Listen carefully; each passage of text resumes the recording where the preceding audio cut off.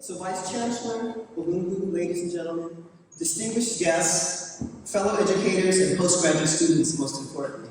Thank you for the opportunity to deliver the keynote address today at the University of Hare University's Postgraduate Research Week of Excellence, becoming a research-focused institution.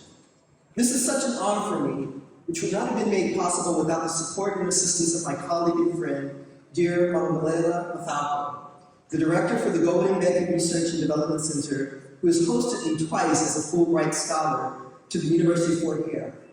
I just want to interject here. Fulbright Scholars, we get to select which institutions we want to be hosted at around the world. I selected Fort Hare University. Please understand that I selected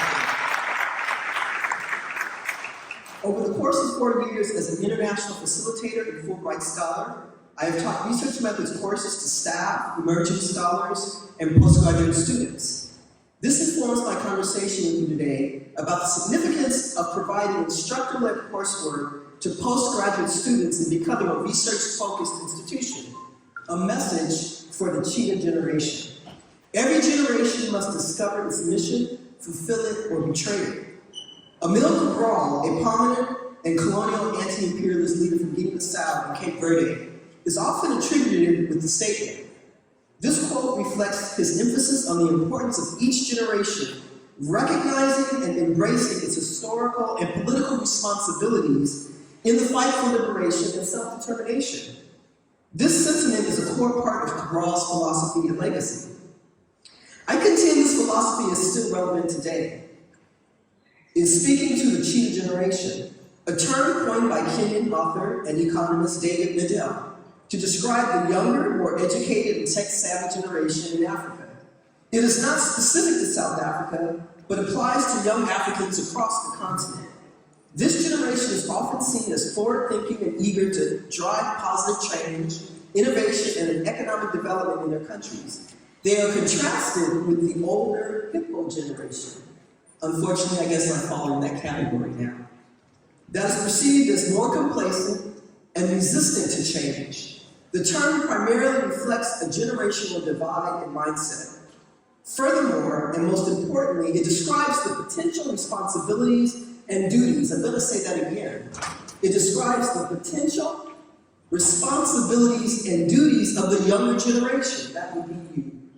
This concept highlights the idea that the choices and actions of each generation can either lead to progress and positive change or hinder it. I offer a different vision where historical Black universities like Fort Hare University are spaces that bridge this intergenerational divide through its tradition and lineage, coupled with an innovative research-focused institutional orientation. This understanding of an evolving, socially engaged, and responsible university recognizes the significant role of faculty-led research method courses as the foundation for postgraduate academic success and human and societal democratic development. That's your task. This is the conversation I wish to share with you today through my personal journey and professional career as a Black American female scholar activist who's grounded in the Black radical tradition, Black radical internationalist tradition to be more specific. You might ask yourself, how did I end up working in Southern Africa 36 years ago at the tender age of 22? Believe it or not, at my parents' house in Los Angeles, I saw on nighttime TV Black South African youth younger than myself fighting against tanks in their townships against state-led oppression, what was then called apartheid. This had a profound impact on me, and at the age of 22, or 36 years ago, as a shy young adult Black female athlete, I left my parents' home for the first time, traveling halfway around the world to Africa. I signed a 3-year contract with the United Methodist Church as a United Methodist mission intern, and I was trained as a global social justice activist by the General Board of Global Ministries. This program trained the next gen of young adults as social justice activists to support global solidarity, social justice movements, and to hold the U.S. government accountable for its actions globally. I was assigned to teach at Hartford High School, a United Methodist mission located in the northeastern highlands of the Hare province of Zimbabwe, for those of you who are familiar with Zimbabwe, your neighbor. Here I taught mathematics, coached athletics, and girls basketball. But most importantly, I learned about the geopolitics of Southern Africa and the role of US government in supporting the apartheid regime and insurgent movements throughout the region. For the first time in my life, I witnessed rural health disparities and large-scale displacement of populations due to conflicts spilling over from Mozambique and South Africa into Zimbabwe and the region. And by the time I was 26 or 27, I had traveled the entire region of Southern Africa on my own. I also learned about the University of Fort Hare 36 years ago as being the only college to educate Black students, including President Mugabe, Nelson Mandela, to name just a few prominent figures. Which brings me to my first point, tradition and lineage. It is important. The tradition, or the importance of tradition and lineage, roots us in a cultural and historical context and connects us with people throughout time and space. It acts as a moral and ethical compass during times of rest and uncertainty. Fort Hare University has a rich tradition and lineage in the fields of education and protest. It is known for its historical significance in the context of apartheid and the struggle for equality and justice. It has an educational legacy that is unrivaled in Southern Africa in higher education history. I just want to share just a little of this history with you. For the graduate students who have not visited your museum, I really encourage you to do so to learn more about Fort Hare University's tradition and lineage of education and protest. Just going to focus on a couple areas. Your educational legacy. It was founded in 1916 as a non-denominational institution, originally established to provide higher education opportunities for Black South Africans during a time when educational opportunities for non-white populations were limited. The same was occurring in the United States under Jim Crow, which is what my parents grew up under. It has a history or lineage of academic excellence. Over the years, it gained a reputation for academic excellence and produced many prominent African leaders, as I stated previously. It also was the site for student activism, both during that time and presently. Fort Hare University's tradition and lineage are intertwined with the broader history of apartheid in South Africa. It is celebrated for its contributions to education and its role and center for anti-apartheid activism and protest. The university's legacy serves as a testament to the power of education and activism in the pursuit of justice and equality. What a legacy to inherit. That's your legacy. My early work and travels throughout Southern Africa influenced the development of my personal philosophy, political philosophy of Black radical internationalism, and more so my academic, research, and scholarly interest and career. The Black radical internationalism tradition is characterized by a commitment to addressing the root causes of oppression and fighting for justice on a global scale. It recognizes that the struggle for Black liberation is not confined to one geographic location and is interconnected with broader global movements for social, political, and economic justice. This tradition continues to evolve and inspire activism and advocacy against racism and oppression worldwide. One example is the international struggle against apartheid in South Africa served as a powerful example of Black radical internationalism. Activists worldwide mobilized to support the fight against apartheid, pushing for economic sanctions and advocating for the release of Nelson Mandela. There was a large contingent of Black Americans who were part of that founding of that movement.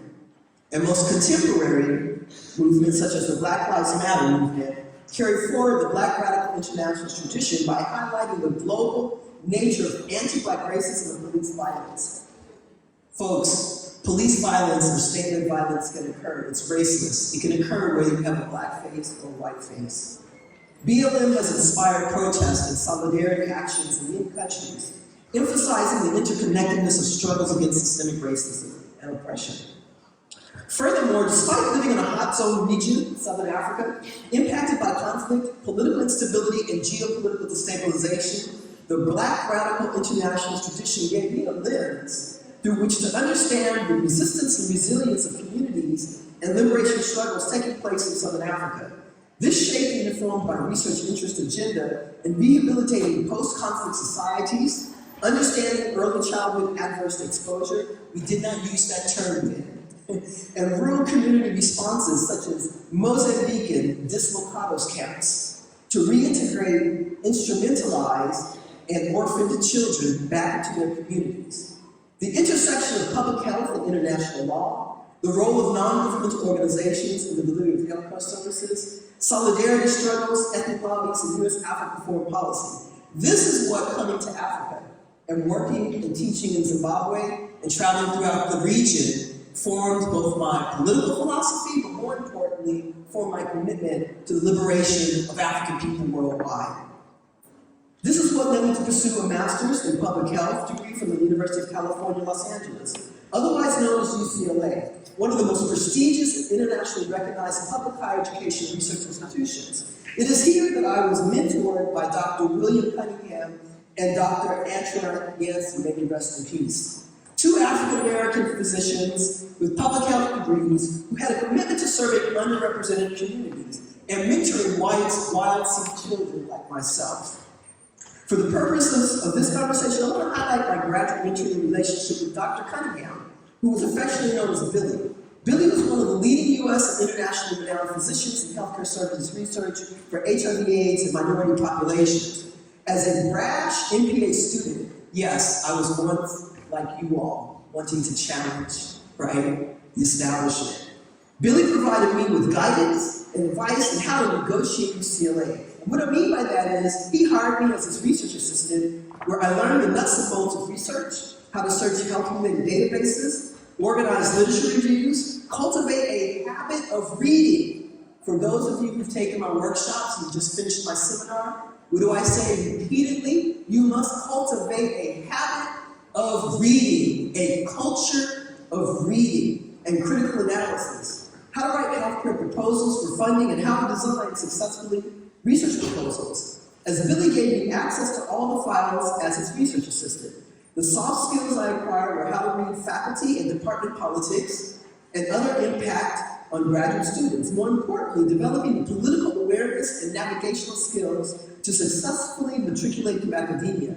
Or if I chose to challenge and engage existing paradigms and systems of power, which I did, how to do so effectively.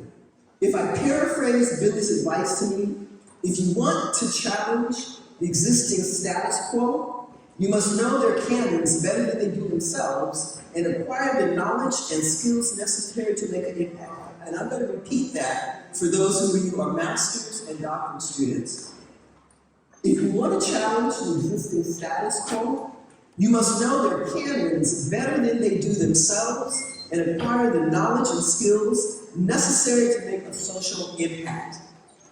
Please understand that by Billy hiring me as his research assistant afforded me the opportunity to observe, learn, and mimic or model his successful habits as a premier healthcare services physician, researcher, and professor at UCLA.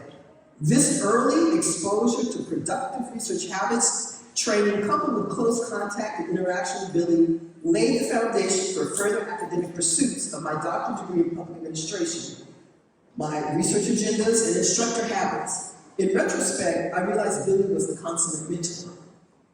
As a result of Billy's mentoring at the age of 25, I developed the Zimbabwe Community Healthcare Project, a 60-day maternal and child healthcare clinic held in the Mamamelela province of Zimbabwe.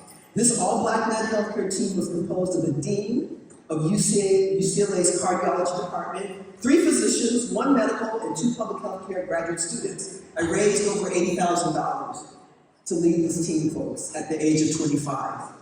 This student-led project was the first in UCLA's School of Public Health History, and in summary, faculty at research-focused institutions contribute to postgraduate success by providing these invaluable mentorship, research opportunities, networking, teaching, letters of recommendation, academic advising, and opportunities for publishing and presentations, all of which are essential for a successful postgraduate experience and a future career. Folks, this is an agreement between faculty and postgraduates. It's an agreement, right? We both have responsibilities and duties to each other. If you talk to my students, whether they're in the US or across the African continent where I've been teaching and plan to teach for the next 10 years, they would tell you that I've entered into an agreement with them. I have a level of responsibilities and duties to you to make sure that you are properly equipped, right, to make a contribution to the world, to live up, right, to your generation's responsibilities. Every generation must discover its mission, fulfill it, or betray it. Throughout my academic career, beginning as an undergraduate and master's student at UCLA and doctoral candidate at the University of Southern California, I've had over 5 years of formal research methods coursework, both in the philosophy of research, descriptive and inferential statistics, quantitative, qualitative, and multi-methods approaches, and social network analysis. I supplemented this research methods coursework as a doctoral fellow with the Rand Institute, a social policy think tank engaged in multidisciplinary applied research and policy analysis.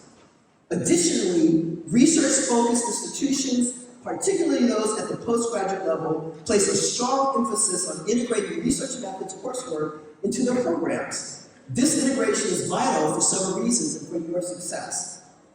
I'm not going to go over all of them, but most importantly, folks, skills development, right? It equips students with the essential skills and knowledge necessary for conducting rigorous and effective research. This includes understanding various research methodologies, data collection and analysis techniques and ethical considerations, preparation for research projects, right? You are required, right, to conduct original research as a significant part of your program. And as such, research methods coursework helps students prepare for these research projects by teaching them how to design, execute, and analyze research effectively. Interdisciplinary approach, right, often covers a wide range of methodologies and approaches which can be valuable for students in multidisciplinary fields. It allows students to draw from various methods and adapt them to their specific research areas. Critical and analytical thinking, right, cultivates students to learn how to evaluate existing research, identify gaps in the literature, and develop research questions that contribute to the academic discourse of your field and prepare you to engage intellectual development if you choose, right, to transform society. Ethical considerations. For those of you who take my classes, you understand that I speak emphatically about having an ethical architecture, right, that guides us in our work. Right? Ethical issues related to research, including informed consent, data privacy, and the responsible conduct of research. This is essential for maintaining the integrity and credibility of research. The other three, which I will not go into detail, are adaptability. Ability to be adaptive, folks. Do not be rigid. Right? Do not be wedded to your ego, as I share with my graduate students. Be adaptable. Be a shapeshifter. Be open to research collaboration. That is how we learn, folks. Research collaboration across disciplines to develop high-quality research output, to be a productive researcher, right? Research-based teaching. Many of your faculty members, folks, are engaged in research. And by working closely with them, you learn those skills and habits. We are, in fact, socializing you. Right? The faculty socialize you into the community of scholars and researchers. That is our goal, to prepare you for career preparation, right?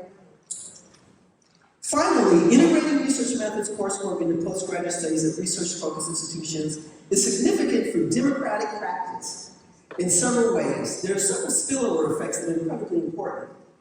For emerging democracies like South Africa, it's critical, folks, fostering critical thinking. With the skills and tools needed to critically evaluate information, evidence, and arguments, this fosters a culture of critical thinking which is essential for informed citizenship in a democracy. Citizens who can assess the validity of claims and evidence are better equipped to make informed decisions when voting, participating in public debate, or engaging in civic activities.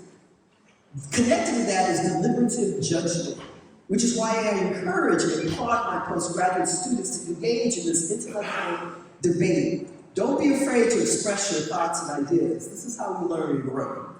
Enhancing data literacy, right? Learning how to collect, analyze, and interpret data. In a democratic society where data and statistics play a crucial role in policymaking and public discourse, citizens need to be data literate. Understanding how research is conducted and how data is used empowers individuals to question, interpret, and engage with data-driven arguments and policies. Please just give me 5 more minutes. Promoting evidence-based decision-making. Research methods coursework emphasizes evidence-based decision-making. In a democracy, it is essential that policy decisions are grounded in rigorous research and data analysis rather than ideology or personal beliefs. Folks, I have an ideological and political philosophical background. Believe me, I do, and I have my personal beliefs. However, when I receive data that contradicts those ideological and personal beliefs, as a grounded and well-trained social scientist, I must consider that new information and assess whether I need to shift how I'm understanding the social phenomena in which I am engaging in or observing. We cannot be solely wedded to ideology and personal beliefs. Enhancing accountability. Research methods help individuals understand how to design and conduct studies, including those related to public policy, social issues, and governance. This knowledge can empower citizens to hold government institutions and leaders accountable by demanding transparency, advocating for research-based policies, and scrutinizing the methods and data behind governmental decisions. It's our ethical architecture. Improving civic participation provides us with a deeper understanding of how to engage more effectively in public discourse and activism. Citizens who can conduct their own research, evaluate existing research, and communicate their findings have the tools to advocate for social change and contribute to the democratic process in a meaningful way. And finally, strengthening academic and civic institutions. Right? By integrating research methods coursework, we're able to create strong research communities. And these communities can in turn collaborate with democratic institutions to provide valuable insights, inform policy decisions, and contribute to the overall well-being of society. This ensures inclusivity and diversity. Every generation must discover its mission, fulfill it, or betray it. I conclude with this.